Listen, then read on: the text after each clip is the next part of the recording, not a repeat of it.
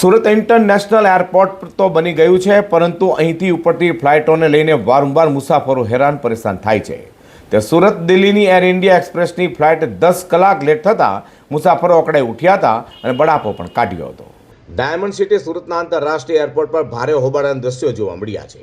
Air India એક્સપ્રેસની સુરતથી દિલ્હી જતી flight technical ખામીને કારણે અટવાઈ પડતા મુસાફરોએ એરપોર્ટ પર ઉગ્ર વિરોધ પ્રદર્શન કર્યું હતું. ફ્લાઇટ નિર્ધારિત સમય કરતાં 10 કલાક જેટલી મોડી થતાં અને એરલાઇન્સના સ્ટાફ તરફથી સંતોષકારક જવાબ ન મળતા મુસાફરોનો પિત્તો ગયો હતો. સુરતથી દિલ્હી જતી એર ઇન્ડિયા એક્સપ્રેસની ફ્લાઇટમાં અચાનક ટેકનિકલ ખામી સર્જાતા તેને ગ્રાઉન્ડ કરવામાં આવી હતી.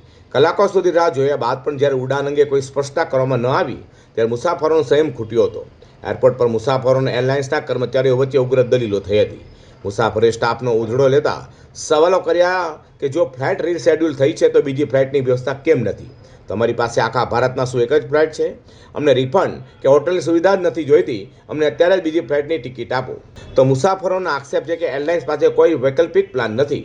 ઘણા મુસાફરોને દિલ્હી પહોંચીને આગળની કનેક્ટિંગ ફ્લાઇટ પકડવાની હતી અથવા મહત્વની મીટિંગ્સ હતી જે આ વિલંબને કારણે રદ કરવી પડી છે. दिल्ली की फ्लाइट यहाँ की रेड सिटी रीशेड्यूल हुई है, तो ये 4 बजे की क्यों नहीं रीशेड्यूल नहीं हुई? वो भी एयर इंडिया एक्सप्रेस ही है ना.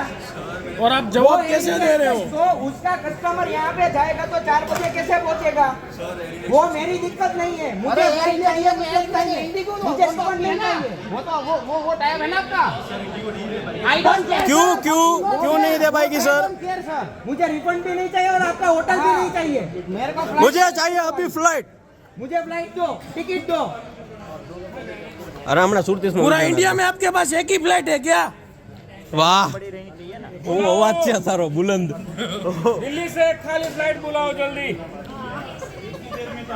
હા તો આટલી બધી બકચોદી કરીને ત્યાંથી એકવાર બોલાવી લેવાય ફ્લાઇટ ભાઈ. અરે એ પાસે છે જ નહીં, એક જ છે.